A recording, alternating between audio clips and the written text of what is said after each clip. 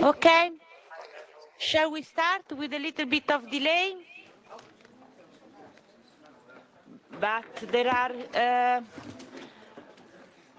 as you have experienced, there is a traffic in the registration downstairs, but we have to start.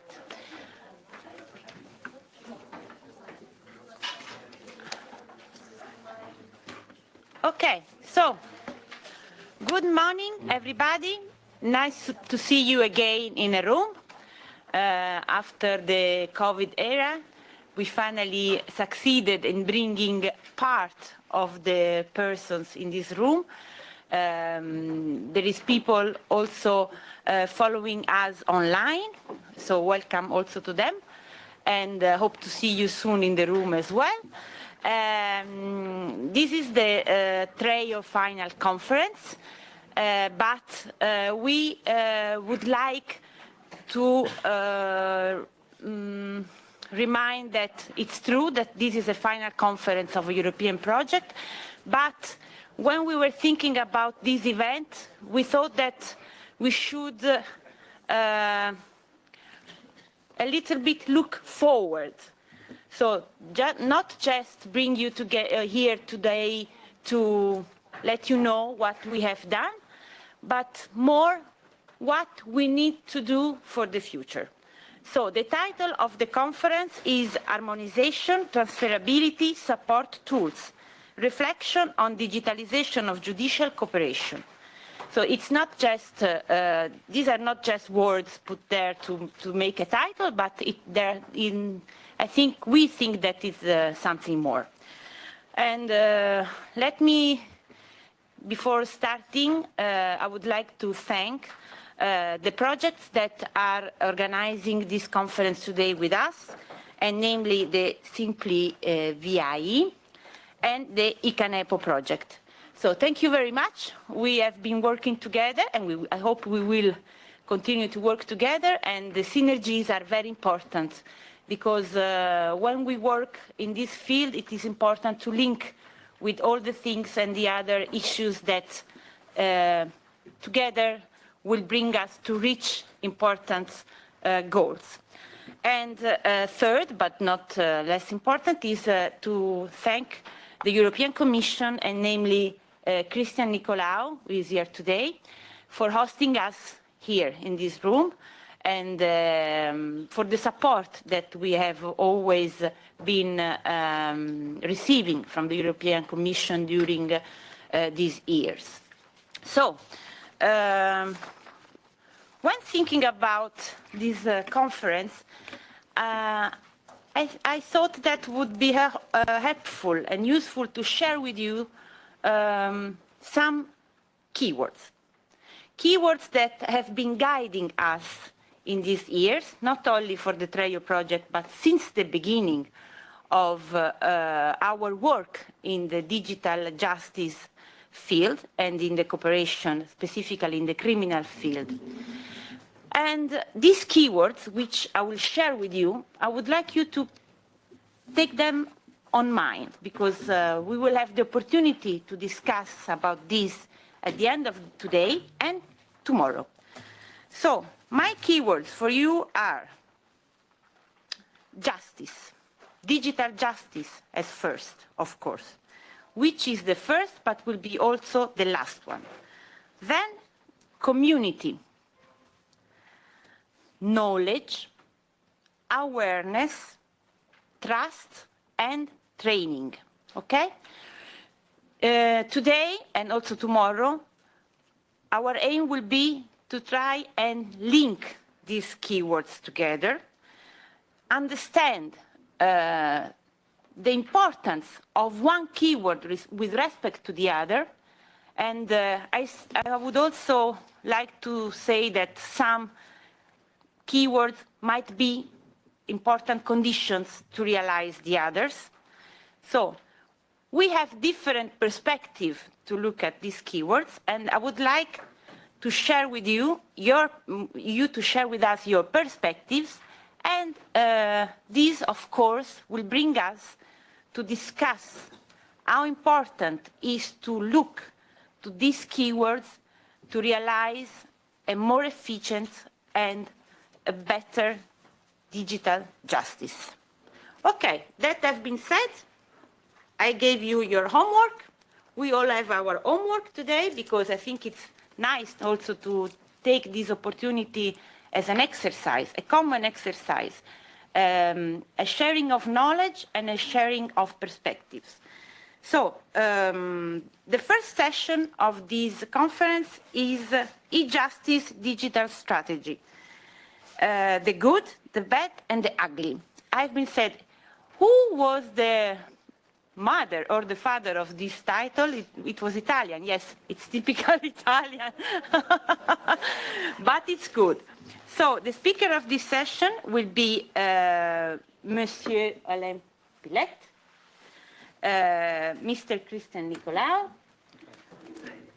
Mr. Marek, sorry, your surname? Marek is fine. It's fine. Alexandra told me I call him Marek, so I will do the same. And Mr. Oscar Palomo Diaz, welcome. Thank you.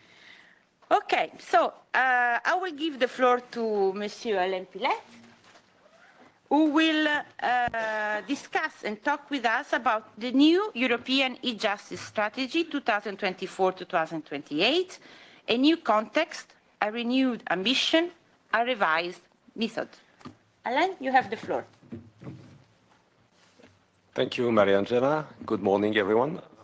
I don't know if I'm the good, the bad, or the ugly one, but my point is indeed to start the discussion, to start the meeting by telling you about the new European e-justice strategy that has been recently adopted by the Council. This is the result of the common efforts of successive presidencies, the Czech presidency, the Swedish presidency, and the Spanish presidency. So I think the result is a very good document, which is the result also of the continuity between the different presidencies and the collective intelligence that we can find among the member states gathering in the Council. So if you haven't had already the opportunity to read the document is a public document that you can find in the public register of the Council, but probably you have already had the document in hand. This is the fourth e-justice strategy of the Council, and it's a very different strategy compared to the previous one. The previous ones were more or less kind of a recycling and improvement and updating of the previous e-justice strategies. Now, as a result of the reflection that were conducted by the Czech and the Swedish presidency, the Spanish presidency took the initiative to draft a brand new e-justice strategy and to propose it to the e-justice working party, which was very welcome. It was very welcome because the context is really different compared to what was the case before the previous strategy. We now have a series of European legislation, which was not the case in the past, as the principle in the e-justice sector in the Council is or was that it is a voluntary cooperation between the member states. So this is still valid. It is still a voluntary cooperation between the member states, except when there is a legislation. And recently we have had very important legislation that have been adopted by the Council and the Parliament. First of all, as you know, the e-Codex legislation that I don't need to explain you what it is about. You know that even more than I do. And the digitalization package adopted more recently that puts in motion the e-Codex technology for digitalizing civil, commercial, and criminal justice. Not only digitalization, but also allowing video conferencing, remote payment of court fees.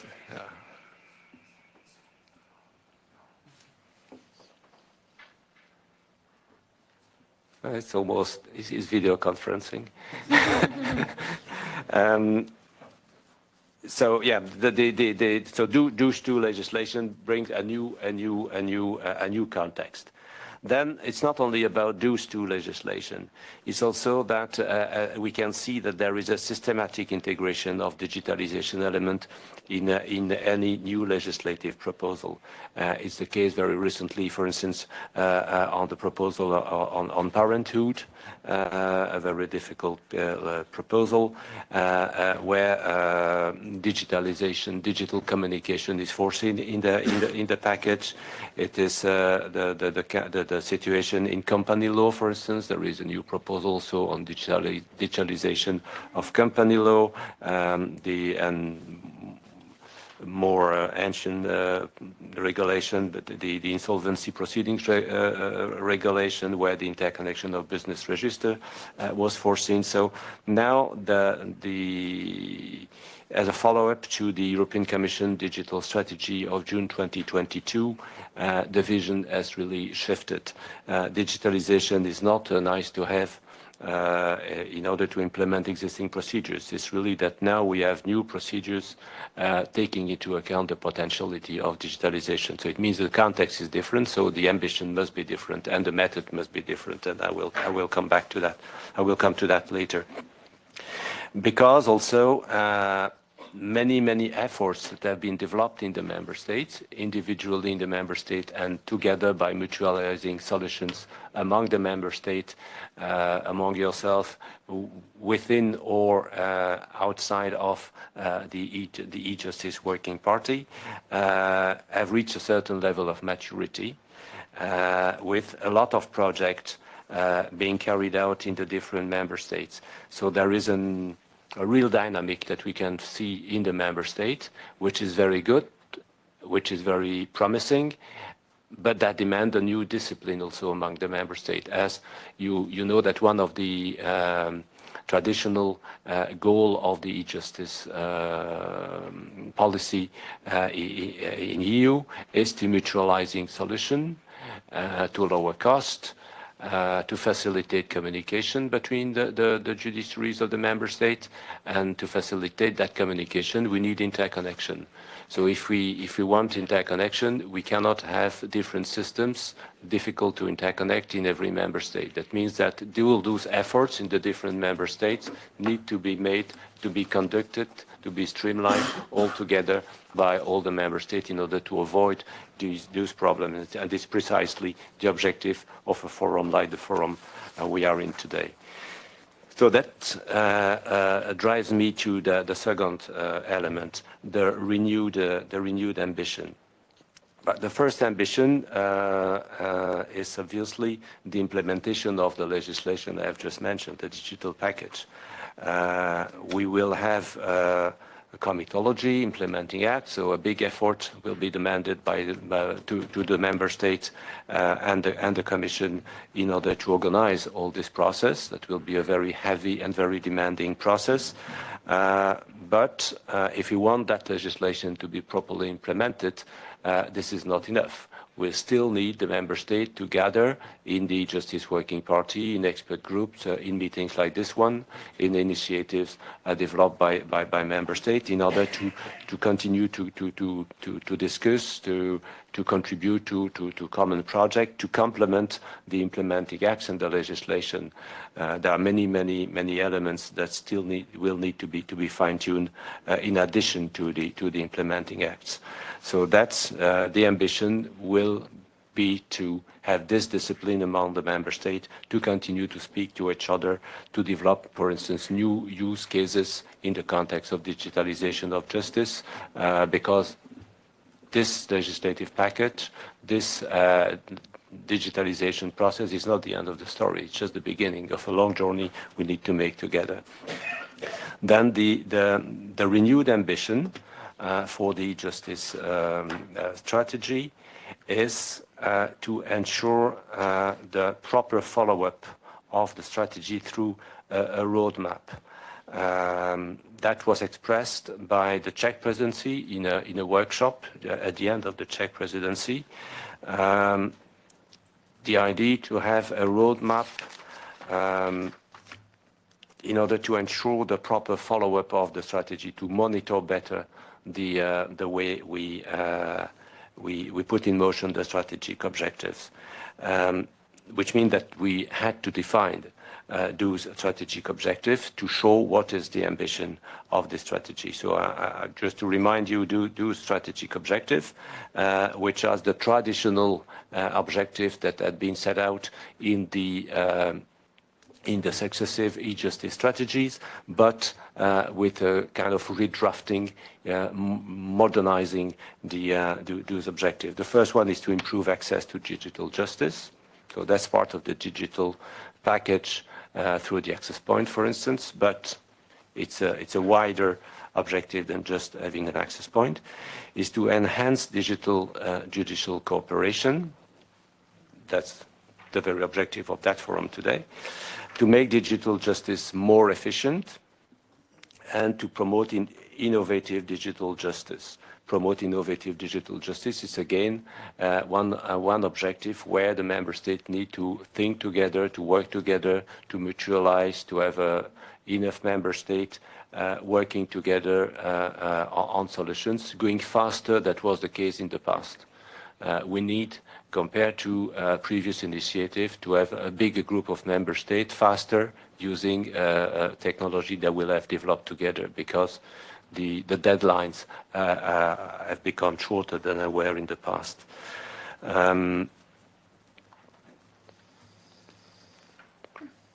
So that means that in terms of ambition, the role of the Working Party in the implementation of the e-justice strategy has to be redesigned, and that's the ambition also of that strategy.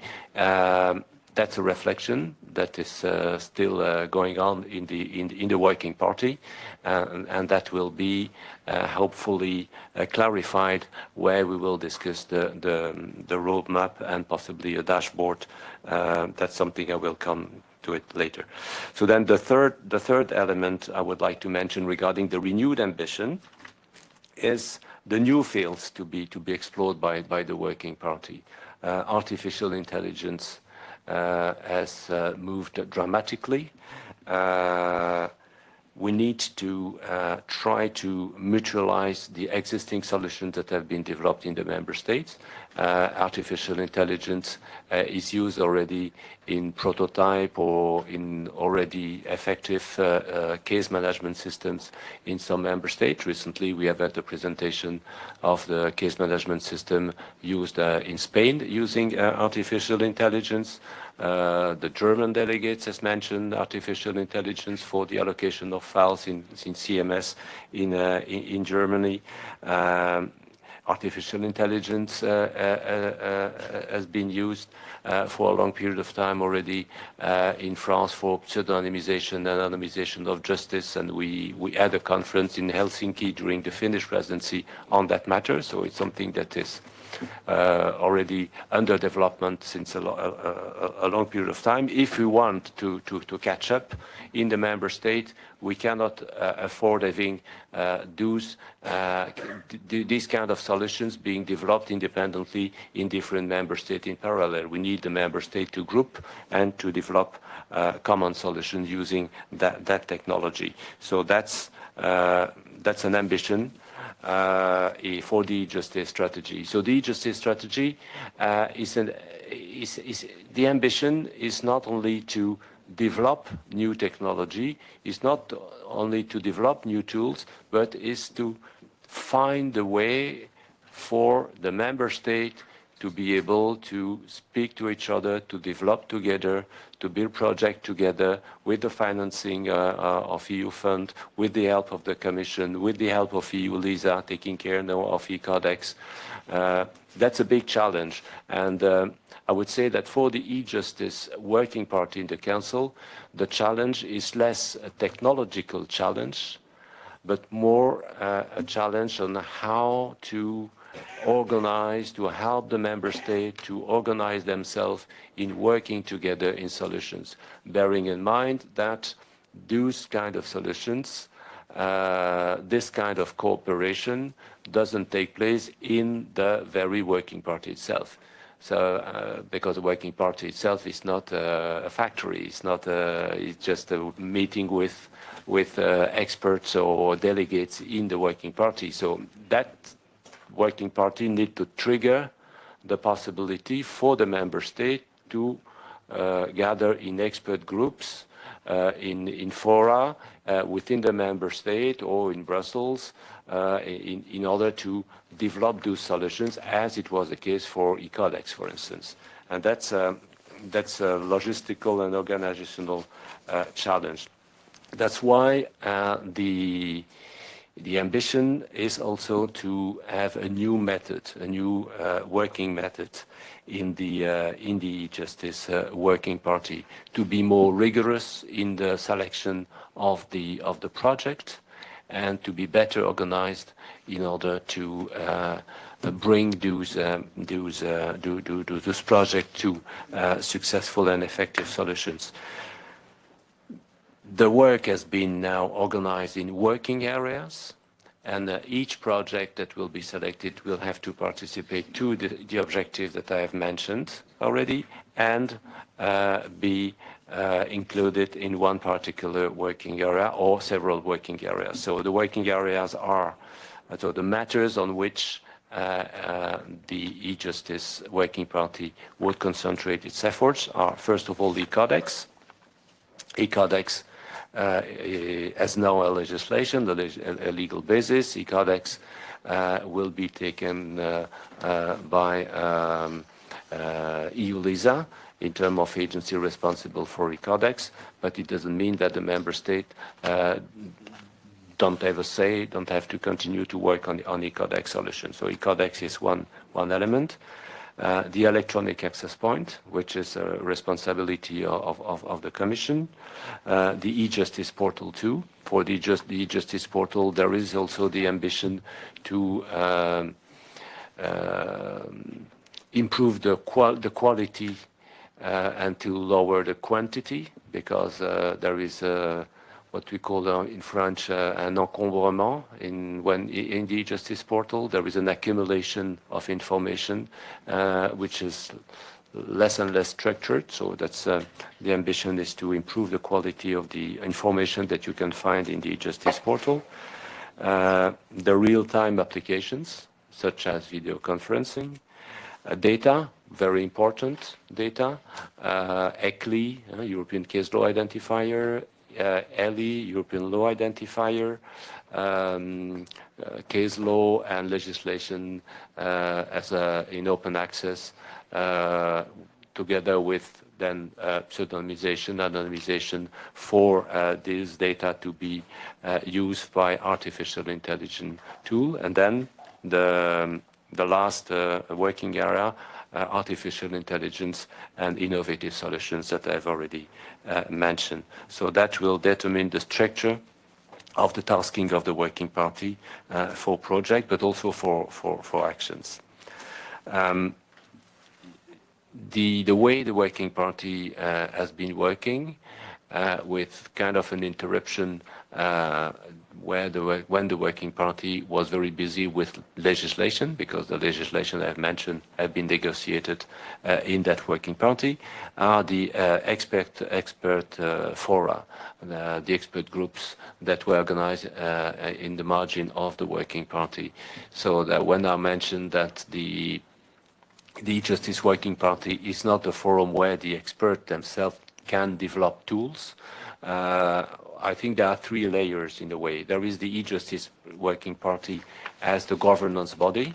Then you have what we had, the expert groups, and that's something we need to revive to see how we can revive those expert groups. So where the expert can meet, mutualize a solution, discuss, share information.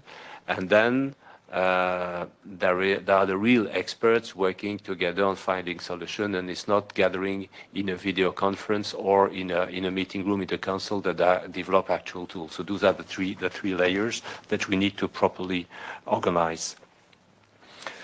Each working area, and the working areas I mentioned, the e-codex, electronic access point, e-justice portal, real-time applications, data and artificial intelligence, each working area will be the subject of a specific organization. So we will have to organize that now in the context of the discussion that we are going to have under the Belgian presidency. The action themselves, they don't necessarily need to be operational solutions. They can also be trainings, like the object of your project, TREIO. Training is extremely important. I was yesterday in the European Judicial Training Network, and one of the priorities is digitalization, precisely. Digitalization, broadly speaking, but also digitalization in specific sectors, like EIO, for instance. So each specific sector, together with the digitalization of that specific sector, precisely the object of your program. So that's something that to be also on which the Justice Working Party can cooperate. That means that there are many actors.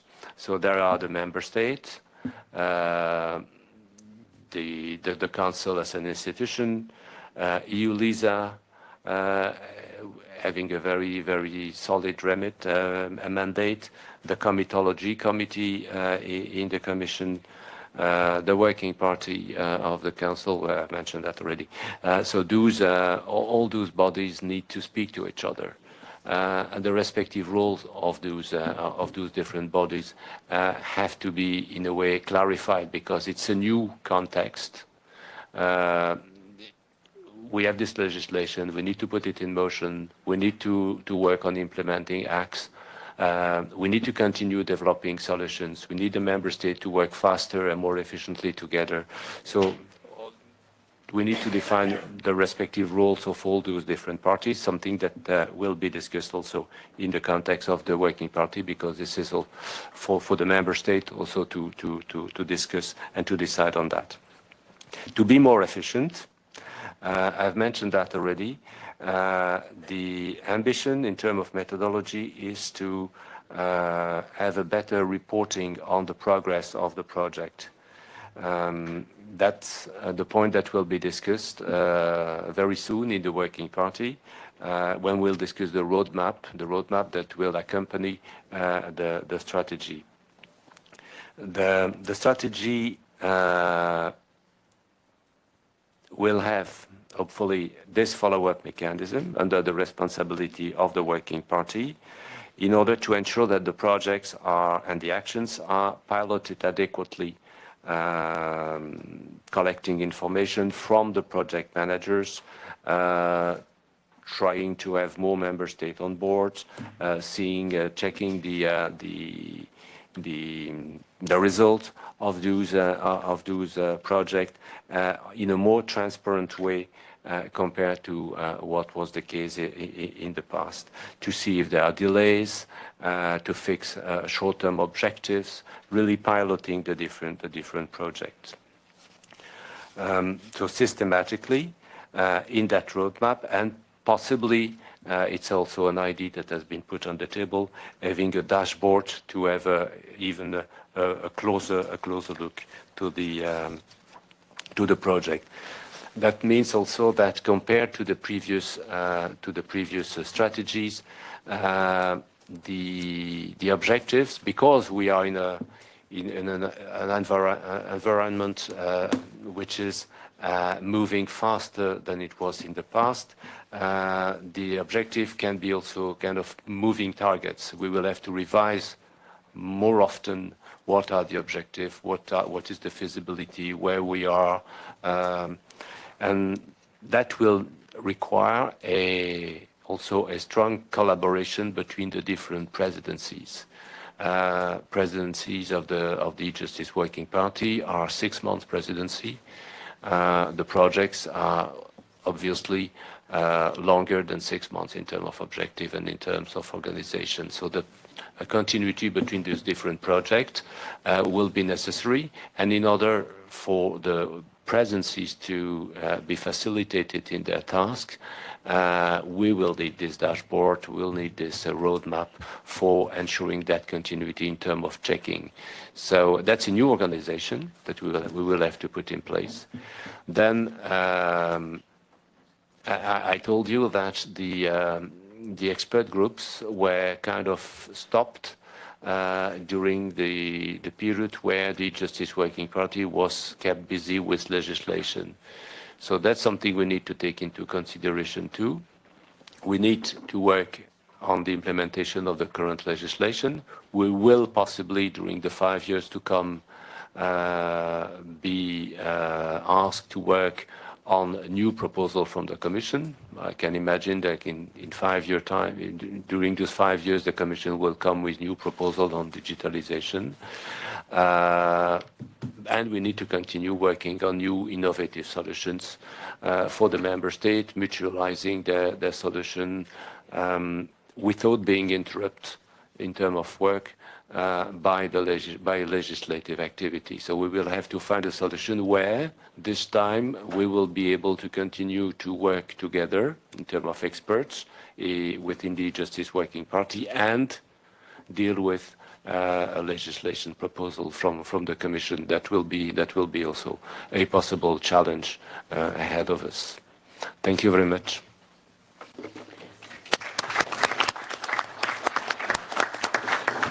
Thank you very much, Alain. And I would like to open the floor. Is there any question for Alain? Please feel free to open your microphone.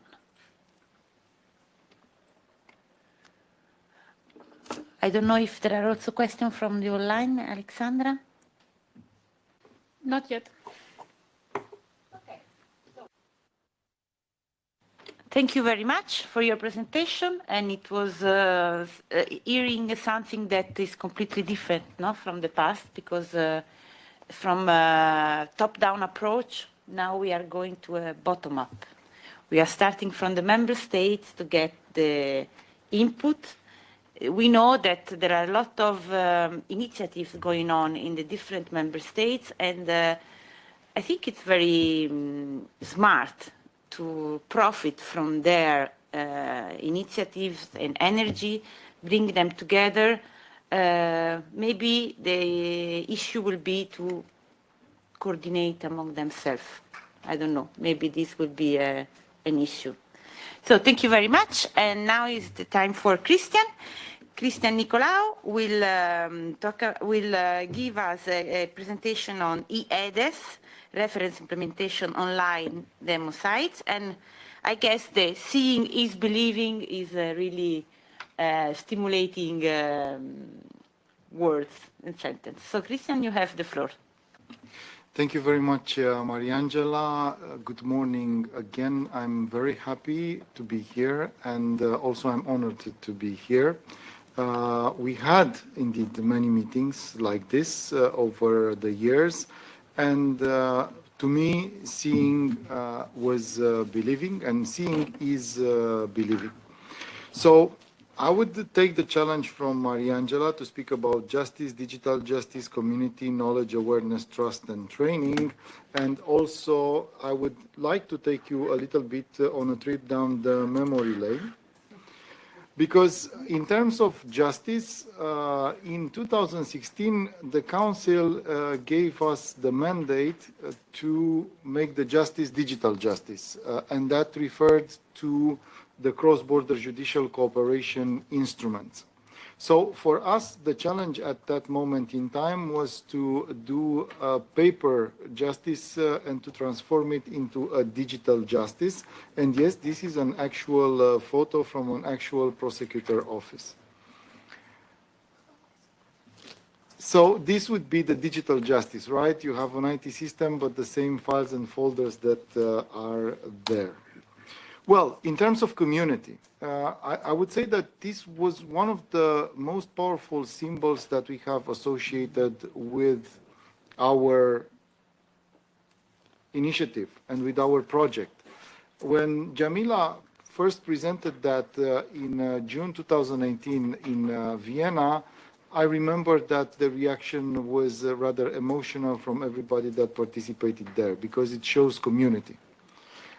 There were a number of projects that were financed by the European Commission, together with the European Commission, together with the member states at national level, that worked together to build an IT system that would be capable, using e-Codex, to exchange European investigation order and mutual legal assistance requests.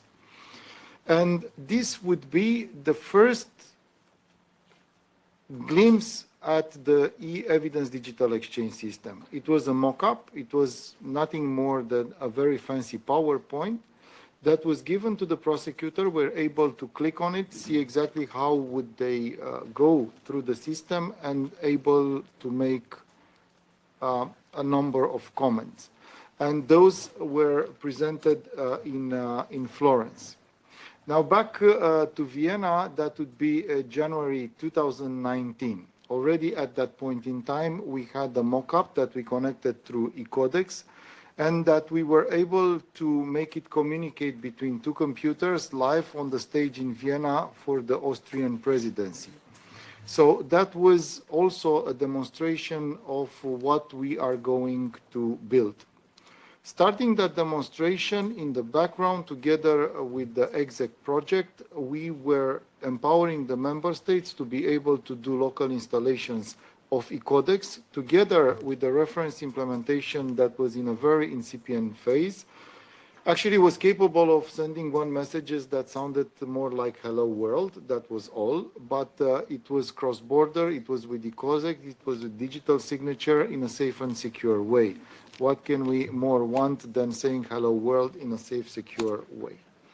Then we went to Florence, and that was one of the most challenging demonstrations that we did, because we were in September 2019, and with the help of Mariangela and her team, we put together a room full of computers. We grouped the participants into teams, and we asked them to send European investigation orders to each other. And I remember that somebody that was in the audience told me that we are crazy, because doing such a demonstration with a live audience and with audience that had no prior knowledge of the system and no other instruction, we were setting up that room the evening before, was something that was very risky. Actually, after the first session in the morning, I was so happy that everything went well that I wish I would have been able to close the meeting and go home. But what happened was that in parallel, I was delivering another presentation at Scandici, and Jamila continued the session with Mariangela. And this is also about knowledge and awareness, because the community that was there was formed of some of you that are here in the room today, some prosecutors, people that knew what an European investigation order was, how it was transferred in practice, and whether the system was capable of doing what is expected of it or not. And following this demonstration and these live sessions, we made the system better and better. Then this is 21st of January 2020, and probably this is the last conference that we did, because then in March we had COVID. This is the closing of evidence to e-Codex and exec projects, and by then not only that we had in test many member states that were able to exchange European investigation orders, but also we had a live demonstration site that was accessible by anybody that was in the judiciary and wanted to use the site to play with it and to send European investigation orders.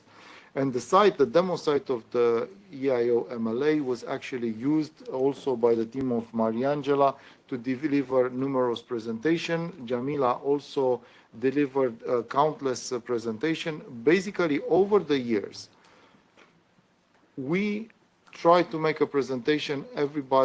Somebody called us and asked us to do so, regardless of the audience, regardless of the country.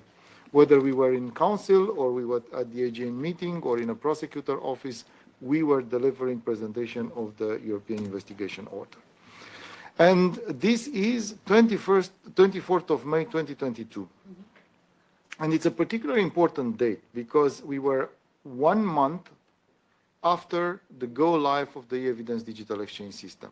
It was just a few days after the first European investigation order was sent through the system from Spain to Germany. And there we had the diplomas and the membership cards for the ones that joined EIDAS. At that moment in time, we had 5 member states. So, what is EIDAS today? Well, we have 11 member states and we have a number of competent authorities that are connected to the system. Still, we are in voluntary cooperation, so we are basing ourselves very much on the possibility of the community to collaborate.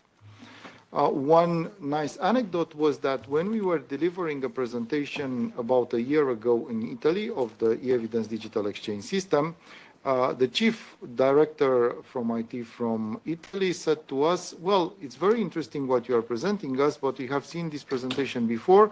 There were the colleagues from France that were delivering the same presentation. We had no idea about it. There were the prosecutor offices that already had the system into production and that they wanted to convince the Italian counterparts to adopt the system so they are able to exchange. So this is the situation today. We have 11 member states in production. We are able to exchange European investigation orders, mutual legal assistance request, or the form for the interception of telecommunication. But what is going to be next year? Well, in May 2025, there is the obligation to have EIDAS, or a decentralized system that is based on e-codex, exchange, service of documents, and taking of evidence. And this is the first legal obligation that coincides with the e-evidence digital exchange system. Of course, as everybody knows, this is not only for the reference implementation. Any member state can connect to the network, to the e-codex network, any national system that is capable of exchanging service of documents and taking of evidence legal procedure. Normally, by May next year, all competent court for civil justice procedure, plus bailiffs and notaries, will be connected to the system. Now, the next milestone would be October 2025, when we have set our own goal to enable the e-evidence digital exchange system to exchange the documents that are creating a joint investigation team and to be able to sign it electronically. So we are not speaking about the platform of exchange of evidence that is to be built by EULISA. We are just speaking about the possibility to sign a joint investigation team document using EIDAS and using the competent authorities and the users that are connected to the system. Then in August 2026, we will have more criminal law instruments. We are speaking about the famous e-evidence proposal, which actually targeted the first demand from the Council to build the e-evidence exchange system, just that the e-evidence proposal, the production and preservation orders, stayed in negotiation for more than 5 years. But in August 2026, we have the obligation to have the system ready, and we will be introducing other stakeholders to the system, that being the internet service providers and the telecommunication providers. So we will be extending the system to a big number of users, and we are now in the process in the comitology committee to get the specifications on how to do that. We have an expert group of about 100 colleagues that are working every month, they're meeting every month to produce the specifications for the system. Then we would be going to November 2027. And in November 2027, part of the counter-terrorist register regulation, there is the possibility to connect Eurojust, Europol, and DPPO. And e-codex can provide the secure communication between the agencies, And the reference implementation, at least through the EMLA module, can provide the possibility for the agencies to communicate between each other. By then, of course, we would expect that on the criminal side, due to the e-evidence proposal, to have all the criminal justice courts and prosecutor offices connected to the system. So by default, by using EIDAS, Eurojust, Europol, and EPPO will be also connected to all the prosecution offices and also to the criminal justice courts. Then the next milestone would be February 2028, when we would be obliged to have live, by the digitalization proposal, the first batch of instruments. So we will have the European arrest warrants, the freezing and confiscation orders, the small claims, and also we will have the first time open fully to the public the European access point. And the European access point would be supporting the small claims and the European payment order procedure.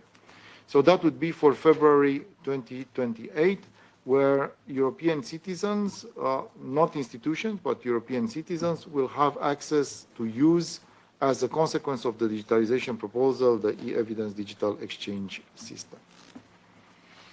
And then in February 2029, we will have the second batch of legal instruments under the digitalization proposal.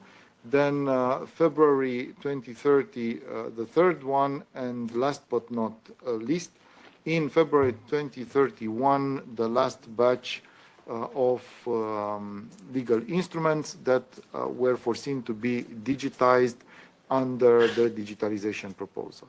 So counting all the workflows, counting all the legal instruments, the agency, and all the procedures that will be supported by EIDAS, we will be arriving up to 30 procedures. So that would be the timeline for the e-evidence digital exchange system.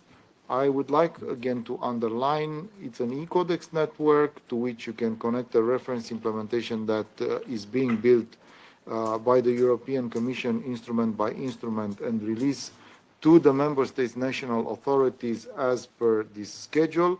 But of course, member states that have the national possibility to connect their IT systems directly to e-codex will be also able to do so.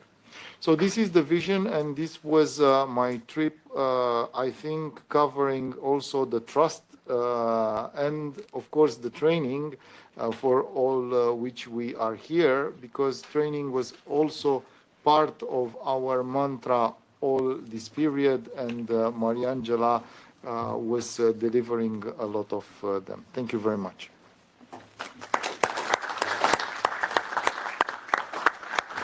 Thank you very much, Christian, for this very nice presentation.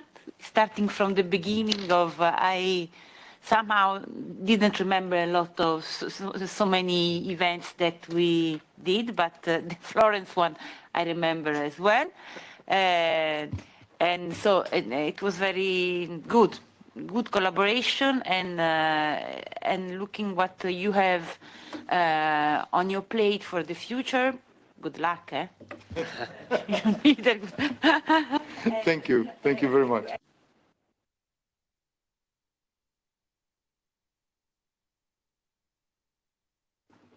Is there any question to Christian, for Christian? Also from the online? No? Okay. Okay, so we go forward, and it's time for Marek. And I think that we succeeded in having a very good section, because we have a lot of different perspectives on the digital justice, and the one that will come, it's even more stimulating for the discussion, because it's artificial intelligence. It's mainly deal with artificial intelligence, which has been cited by Alain. And I guess will be also a good tool for Christian as well for the future. So Marek will give us a presentation on recent works of the Council of Europe on cyber justice and artificial intelligence. So Marek, you have the floor. And the microphone. Yeah. Good morning, and thank you for inviting me to this conference. I'm going to refer to two instruments recently developed by the Council of Europe. This is the Resource Center on Cyber Justice and Artificial Intelligence, and the second is the assessment tool. So I hope it will serve as a basis for a discussion, further discussion during this session. As regards the first one, the Resource Center, it was created only recently, at the beginning of the last year, but we were able to collect substantial data on digital e-justice tools used by, well, not only member states, but the Resource Center is focused mainly on Europe. So I think this Resource Center, which is of course publicly available, you can access it, you can Google it by its name. It provides a broad perspective for comparative studies. It facilitates trainings, and it is a great support for the experts. So the Council of Europe, well, specifically CEPES committee, recognized the need for a centralized, up-to-date repository of information of the cyber justice tools, with particular focus on artificial intelligence, because, well, artificial intelligence is so popular now. It's so innovative. And otherwise, this information, as you of course know, is dispersed. It is challenging to locate this information. So now you have it on the one web page. And I think that the excellent idea was to present it in this nice visual interactive format. So you can, you know, look for the data that is the most interesting for you. Note also that the creation of such resource center was directly requested by the member states of the Council of Europe. So the member states are actively looking for functional, effective systems. What constitutes a success in other states. And we may say, I think that the center already proved to be a success, because we have 100 systems. So today it is being updated, so maybe it will not, it does not function properly if you access it today. On the slide you see still 92 systems, but we have 100 so far, verified with all the data, with all the links, with all the categories needed. However, please note that at the current stage, CEPES, Council of Europe, does not want to evaluate such systems. So there is a clear disclaimer on the website stating that. But in my opinion, this would be a natural next step to make such evaluation. This is of particular significance with regard to artificial intelligence systems that bring significant risk to the justice environment. And this would also align with the expectations of the member states, who are looking for the systems that are not only effective, not only functional, but also fulfills the requirements of the human rights framework. And indeed, the tool for such assessment was adopted by CEPES during last plenary session on December. And here in this room, we have a main creator of this important soft law instrument, and this is Alexandra. So Alexandra is one of the main creators together with Mathieu. So you know, I think I hope you will say something about your great achievement. No voices of opposition at the plenary session, so adopted, fully adopted, and it really is a modern tool with a checklist, with a list of the measures and solutions for the decision makers in the member states, allowing them to implement the AI systems in a proper way in a justice system. So I'm not going now to provide you with all the information about the assessment tool. Sorry, I should move to the slide. So this is just the title of this instrument. So we don't have a time to follow all the points. But let me just show you, to activate you a little bit more. Let me show you two examples of specific systems from member states that we discussed during the plenary session on December, and it was a quite hot debate. These are the AI systems. So it is already here. Yeah, it's not the future. We are already using it as lawyers. And the first one is could be you can perceive it as a quite controversial because it is based on ChatGPT. So referring to the title of our session, ChatGPT is the bad and ugly, but maybe not so much because the Ministry of Justice from Portugal decided to use it with support of the Microsoft, but to put it in the cage. Yeah, because the ChatGPT is bad and ugly because it hallucinates. It provides false answers. But at the same time, it is very friendly. Yeah, you can just start using it without any specific trainings. It's very useful. So how to do it in a proper way? You put it in the cage. Yeah, so you limit its access. You force it not to hallucinate, not to provide false information. So here I would say in the background of the assessment tool and the ethical charter from CEPEJ, because assessment tool is based on the ethical charter on AI, one of the main principles of such systems of using AI in judicial network is the quality of the data. So in the case of the systems, and you can test it yourself, it is open, it is external system. You can just Google it yourself. GPJ, it is called GPJ. So it is created by the Ministry of Justice from Portugal, and it facilitates the communication with the citizens. So the citizens just open the web page and start chatting with the bot, asking specific legal questions. Well, it's still in the development, so for now you can ask the system if how you can divorce your wife or husband. So this is the main functionality now, but it will be extended.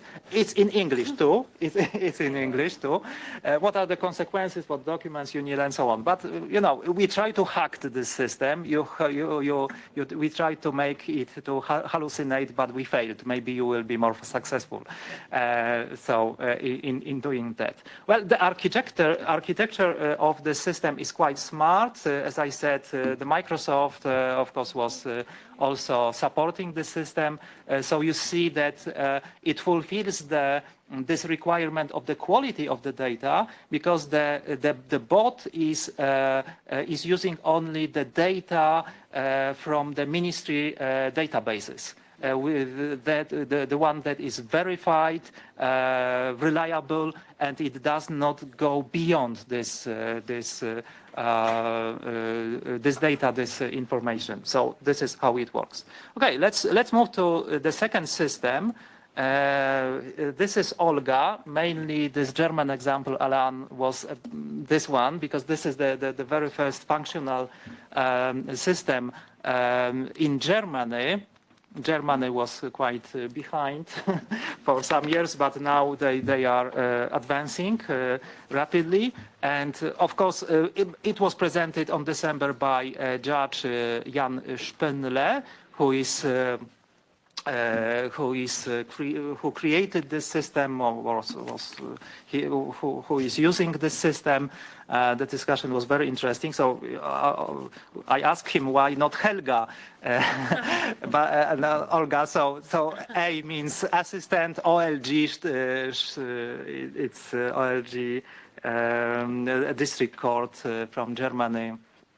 And A is for assistant, but Olga means also a queen that was very famous in Württembergia, and the court is on the street with the name of this queen, Olga. So AI as a queen, and as you see, this system is internal. You cannot access it. It's only for the judges. And here we see another very important principle from the ethical chapter, which is under user control, that we are using such systems that are supervised by the human, in this case by the judges. So it is used in the mass trials. Mass trials are the great examples for automatization. Because we have, hundreds or thousands of the documents, repetitive documents, and if you want to read it as a human, it's take your time, it's a waste of time. So that's why you need the assistant, the AI tool that digests the data, that extracts the data. So Jan used this name data daemons that are extracted from these documents and used for decision making. But at the same time, there is no interference with decision making. However, Jan also told us that the representatives, the legal representatives of the parties already try to manipulate the data. To try to manipulate this artificial intelligence tool in this regard. But still, I think this is an interesting example when such tools are being already used by the legal professionals. Here the judges, so the judges provides or request specific parameters from the tool. So on the basis on that, the data is being presented to the judges. Okay, so this would be my final slide. I hope you will have some questions on this controversial topic. Well, as you are aware, the Council of Europe is working on the Convention on Artificial Intelligence, and we hope that this year the convention will be adopted and the process of ratification will start among the member states. So maybe it is not directly related to the justice sector, but I think if we speak about building the trust, such kind of the international hard law tool, but supplemented with soft law instruments as well, that may be more, in fact, in our practice, more important, like the assessment tool created by Alexandra. This could be this would have a quite important impact on our practice. So thank you very much. These are the sources. So the contact points from Portugal: Pedro Almeida, Jan Spindle, and of course we have a network of the experts. You are invited to join us to attend the webinars. The next webinar on February will be about generative artificial intelligence. So please join us together, and you can find me also on LinkedIn. Thank you very much.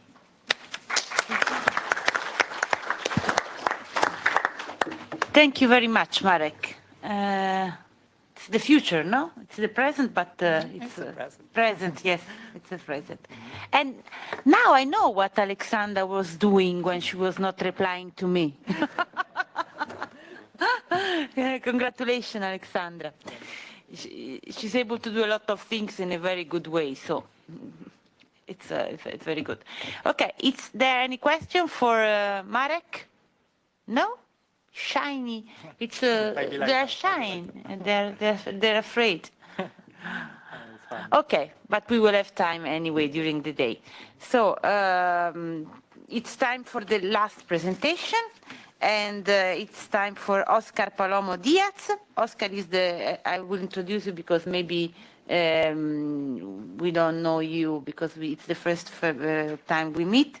The head of the unit of the Communication and Interface Product Center, Ministry of the Presidency, of course, and Justice and Relation with Parliament. So Oscar will talk about the national perspective and will share with us the experience of Spain in the justice folder, the cornerstone and interoperability in Spain.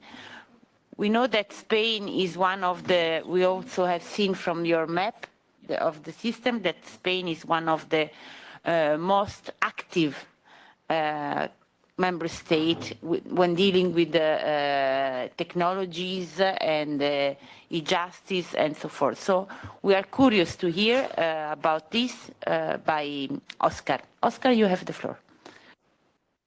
Thank you, Maria Angela. Thank you for inviting me to this event, and thank you for the presentation. Sorry for being late this morning. It was crazy to get into this building. It took me almost half an hour. I'm going to talk today about the Justice Folder, which is a project we have been working on for a bit more than a year. And I'm calling it the cornerstone of interoperability in Spain. I think it's one of the best examples of how interoperability can help users, and it's not the only example I'm going to explain, but it's the, let's say, the motto of the presentation. The agenda is, as you can see on the screen, I'm going to talk a bit about the context we have in Spain in the justice domain. I'm going to show you a bit what the Justice Folder is.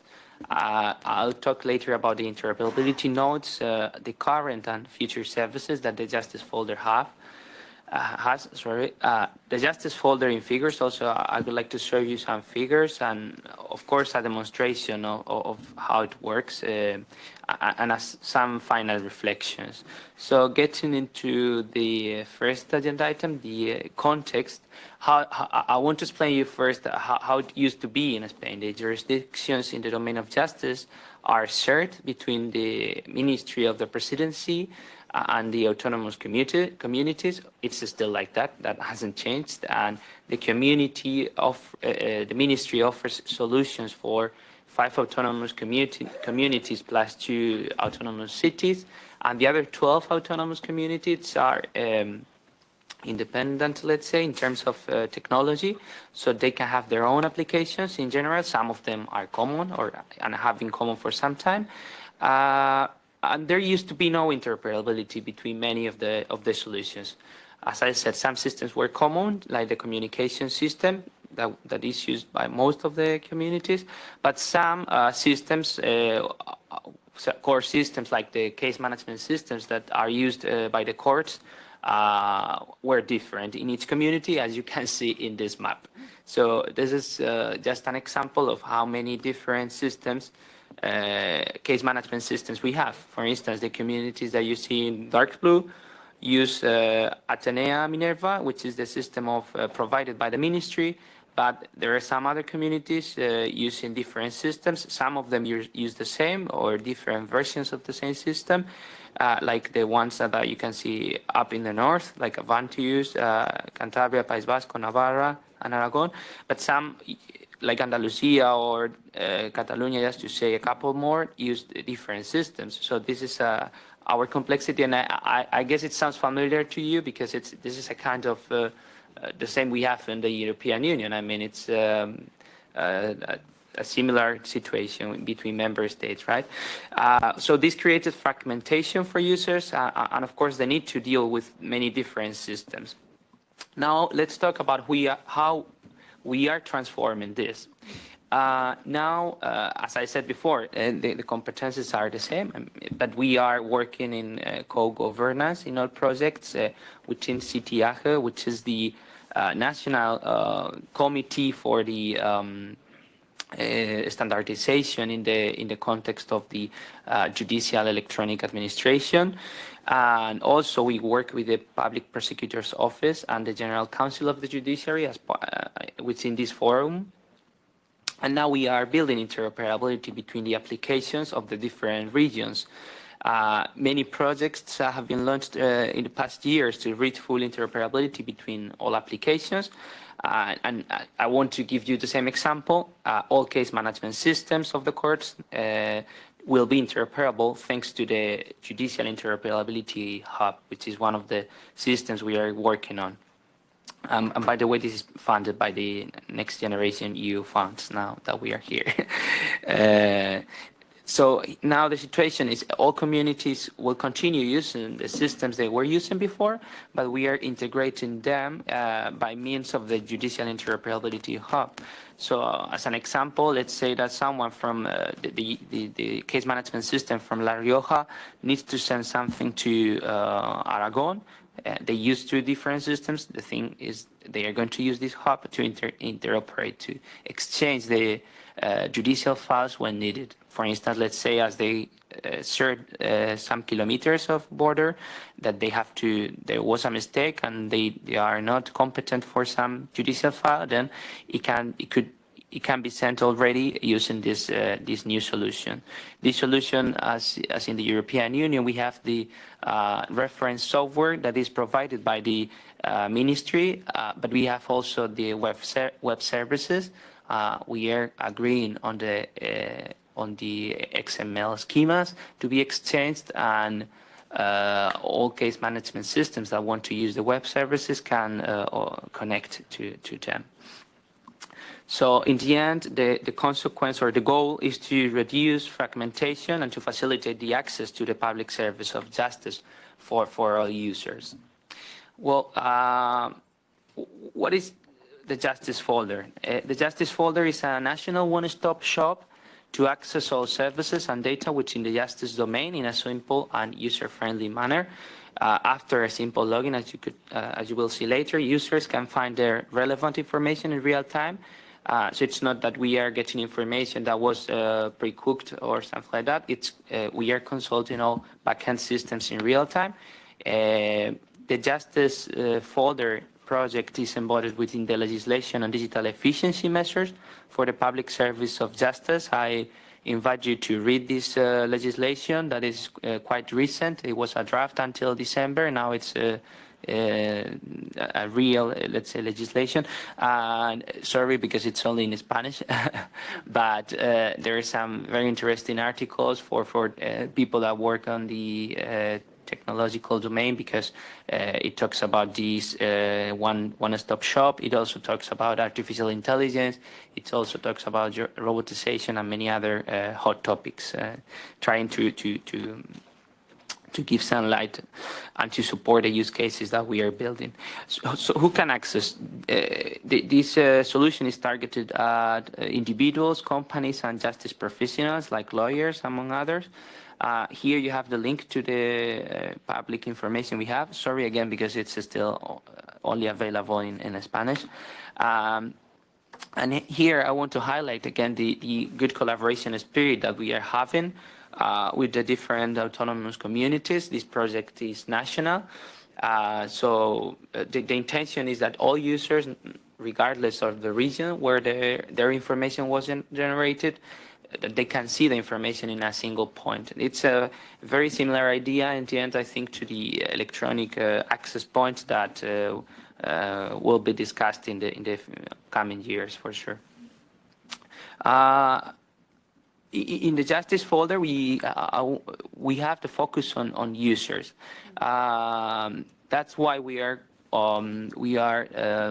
having workshops, focus groups with the individuals, companies, and justice professionals that use the Justice Folder. Next week we have 2 focus groups with them, and these focus groups are meetings that we are having with the end users to offer the experience, services, and quality they expect. So next week we have on Wednesday a meeting with the first focus group with professionals of justice, and then next Thursday, we have a second focus group with citizens and associations.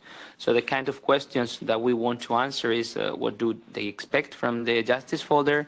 We want to see how they use the justice folder with their own devices, with their own laptops. We want to test as it is the system, and we want to hear how they want the system to be. And of course, we try to validate also the hypothesis that we have been working on that may be right or wrong. So that's something very important, I think, in all projects. A quick mention also to the interoperability nodes, because they are very important for the justice folder, among other projects, to get all information from the whole country. So instead of connecting to 12, 15 different systems, what we are doing is, for many of the services that are not national, we are building interoperability nodes to send, not to centralize, but to exchange the information, to gather the information in a central point.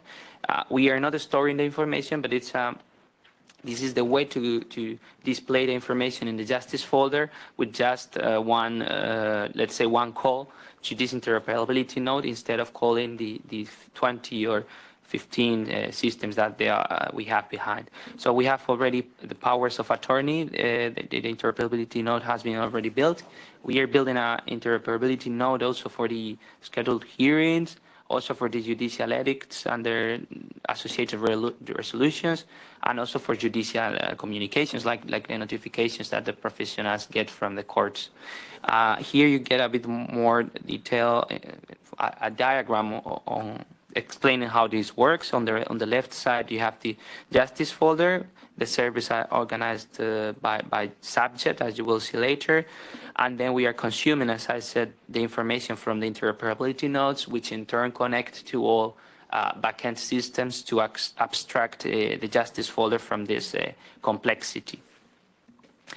Some of the services that we already have included in the justice folder are the scheduled hearings, the powers of attorney, which is the first service that covers the 100% of the country.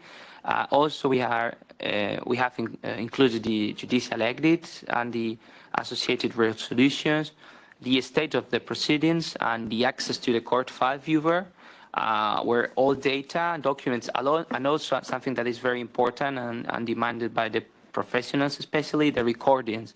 Recordings of the judicial proceedings can be seen and downloaded from this court file viewer, and also they are textualized. There is a subtitle of the recordings.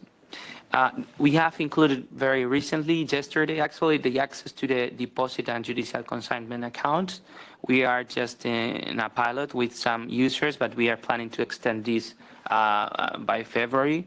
So this will allow the professionals to request access to these bank accounts where the money for for instance, money related to some judicial proceeding that an individual has to deposit can be seen. So we are working to extend this service, for instance, to have a service to pay by card these taxes or whatever money it is. We have also some direct accesses to other services. This means by direct access services that are not directly included in the justice folder, but there is a direct link with single sign-on to another web page. Also, we have some link to useful services and a couple of services more that we have included 3 weeks ago, which are the services based on artificial intelligence, the anonymization of documents, and the service to summarize documents, to provide the user with a simple summary of a legal document. I will show you these services a bit later. And some services we are working to include are the download of certificates with just a click, certificates from the civil registry, the criminal records and sexual offenses certificates. And we are working on extending also the artificial intelligence services, and also working on providing access, direct access from the justice folder to the communications, documents, notifications sent by the court. And as I said before, the payment of fees, embargoes, and other deposit and judicial consignment accounts, payment by transfer and card. We expect to have this by summer. And also request of inheritance certificates, but this is just these are just part of the services we are planning to include. And also we are working on a mobile phone application. Sorry, because it's too small, but it could look like you can see on the screen. Essentially, we have the same services that we have on the web page, but let's say in a way that is more, let's say, easier from the mobile phone. As you have a smaller screen, it's a bit more less information on the screen, but it's the same services, and of course synchronized with the web services, with the web page. Some figures about the justice folder. Well, regarding citizens, we have had already more than 60,000 users. Well, actually, I think it's citizens and professionals. Sorry, because that's not correct. We have given access to more than 700,000 proceedings through the justice folder that are open. Because if we talk about proceedings that are not only open, but some that are, or sub-proceedings of the main proceedings, it's near 2 million of proceedings. There is more than 170,000 professionals that are getting benefited by the justice folder, and also the access to more than 4,500 judicial deposit and consignment accounts is possible through the justice folder since a couple of days. These services are not included, as I said before, but just to have an idea of the impact that these kind of services can have, annually we have more than 6 million of certificate requests for civil registry certificates and criminal records and sexual offences certificates. And for power of attorneys, we have more than 800,000 per year. Let's see how it looks like, the justice folder. So here you can see we have on top of the page, once you log in, the next events. That by next events we understand power of attorney, for instance, that is going to expire on the 12th of April. Or maybe you have a hearing tomorrow, so it can be here also. So the events that are near in time. On the left, you have your information, personal information, your identification, and some other information. Then once you get into the next events, you can see the calendar, so you can filter any dates you want. Once you get into the you go down the page, you can see the hearings. In this video, it was not working, so that's why we are seeing this red cross. Here you can see the powers of attorney, the people that are given you as professional these powers, or the other way around, to whom you are given this power of attorney, the edicts, the state of the judicial proceedings. So this is just like the main information, and once you click on any of the services, you can get, or any of the cards, sorry, you can get the detailed information. So for instance, if you click on any of them, like this is a judicial edict, you can see the proceeding, the date that this edict was published, and also the link to the government gazette, and the link to the judicial resolution. There is like a first, let's say, first document that is published in the government gazette that is attached, but there is also the judicial document that is not public. So both of them are accessible from the justice folder. Of course, the court that issued this judicial edict, and some identifiers from the proceeding. You can download the documents, as you can see, and this is the same, but for the access to the judicial file. And this is the judicial file viewer that I told you before. So this is another system, but it's there is direct access to the judicial file. Once you click on the judicial file you want to access, it takes you to the judicial file viewer. And I want to show you just in real, the real service. I'm switching to the web page where we have the public information of the justice folder. I'm going to access to the justice folder. So the first thing you are requested is to identify. I'm going to use my digital certificate.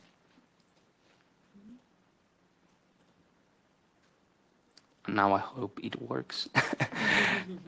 Okay, now I'm inside the Justice folder, as I don't have any trouble with the Justice. This is empty, I'm sorry. But I wanted to show you the anonymization service and the summarization document. In the anonymization service, what you can do is you can select a document that you want to anonymize. Let's say that we want to anonymize the document of this conference, the agenda. I'm going to go for the automatic anonymization. You can use also you can leave the initials of each personal name or personal data, but in this case I'm going to anonymize everything. So it takes some seconds, and now it's giving me the chance to download the anonymized document. So let's save the document and let's take a look at the document. As this service is, let's say, in beta phase, it's not yet displaying correctly the documents. You can see that the format of the document has changed a bit in terms of the typography that it's used, but you can see that it has detected all personal names, and now we cannot read that Alan or Christian or Marek or me are giving these presentations, and the same for the other speakers that we will have later. I think the only personal data we have here is names and surnames, so all of them are anonymized.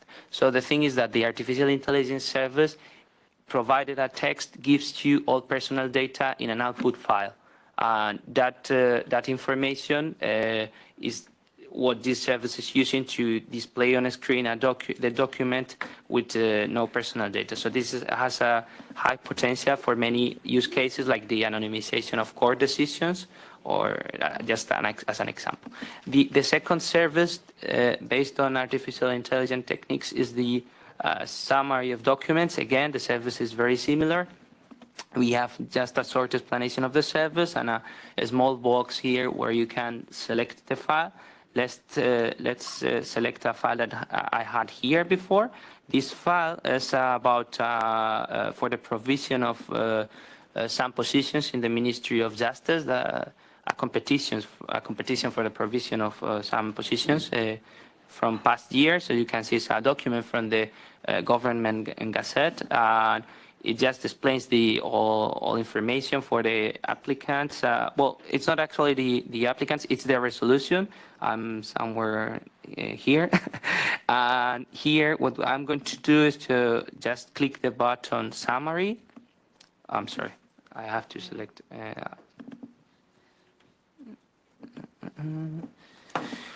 And once I click on summarize, it takes some seconds, depending also on the size of the document. Let's see if it works now.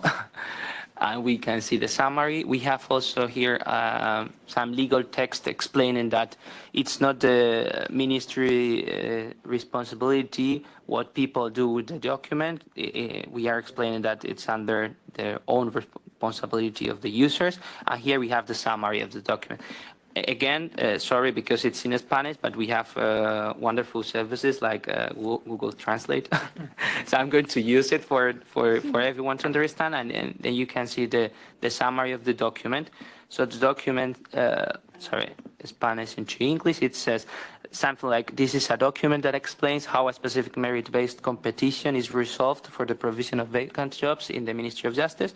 The document describes the requirements and conditions of participation, as well as the available position and personal data of the recipients. It also mentions that the positions obtained cannot be waived and that interested parties can file contentious administrative appeal if they are not satisfied with the resolution. So this is the summary, which I think it's a good summary in 3-4 lines of the main content of the document. So again, here this service has a great potential for many use cases, for instance, for people with disabilities or people that doesn't understand justice, which is a common case, people that don't understand judicial documents. It has a high potential to help them to understand justice a bit better. And finally, after this short demonstration, I just wanted to share some reflections based on what we are experiencing in this project and some of the others that I explained. First reflection is that people don't care about jurisdictions and applications. That's my feeling. I think we need to create intuitive services that solve their needs as fast as possible. That's what people care about. To go to get a civil registry certificate fast and not to read the whole legislation about that certificate. People have their mobile phones all day long at the reach, so that's why I think we need to mobilize their services, especially those that are targeted to people like justice professionals that are moving from one court to another, or to citizens that are living their normal lives, let's say. And also, it's very important, as I said, I think, to involve end users. For instance, focus groups are a good way to involve them and to test our systems. And finally, remember the Pareto principle. So get started once you have something that is good enough. Don't wait until you have the perfect solution. Thank you very much.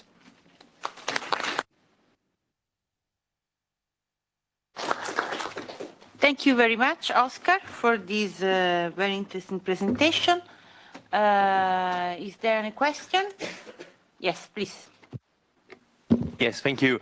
I have just one small question. You logged onto the platform for your for the services using an electronic certificate. Is there only one kind of electronic certificate within Spain, or do you have different EID schemes within Spain? What with the autonomous communities, etc. And if there are in fact different EID schemes, how did you manage to promote interoperability in this particular respect? Thank you, Xavier, for the question. We have different providers of certificates. It's not just one in Spain, and we have a service that is called CLAVE. It's not our responsibility. It's responsibility of the Ministry of Economic Affairs. I think that's the name now. We have changed the ministries recently. It's their responsibility. It's a common service for all the Spanish administration. That service works for all types of certificates. It's not that it works for the certificates issued by the FNMT, which is the one I'm using, but it works for certificates issued by, let's say, the other certification authorities. So we have also some other services. If I try to log in again, sorry, because I'm going to share my screen again. If I try to log in again, there is, there is 3, 4, 5 methods. The first one is Clave Mobile. If you have in your mobile phone an application, then you can get a QR code that you can scan on the screen to get in to log in the service. Then you can use your electronic ID certificate or the electronic certificate. There is also a mechanism for one-time password. So again, it's based on the same application mobile as the first authentication method. You get a PIN code in your mobile phone. You are registered in advance, and with that PIN code, then you can log in into the service. And then we have Clave Permanente, which is just a user and password mechanism, but you have to be registered in advance with some method that is, let's say, stronger than the previous one. There should be also the fifth method, which is the access for Europeans. That's something we are analyzing because it's not just to get to log in the justice folder, but it's also to how are we going to talk to the systems that are in the backend to give you, for instance, the information that you may have with the Spanish justice. So these are the methods that we have. I'm sorry, I cannot give you more technical details about the certificates, but I hope this clarifies a bit. Perfect, thanks. Thank you. Any other question? No, I have one. The justice folder deals with the administrative, criminal, and civil, the three. Yes, thank you, Mariangela. Yes, it deals with all jurisdictions. Now we have opened the proceedings that are civil, except family proceedings, because there are some things to consider in family, and then it's going to take a bit more, but the plan is to open everything, to open criminal and all of the jurisdictions, all the 4 we have. Okay, thank you. So, if there are no more questions, I would like to thank all the speakers.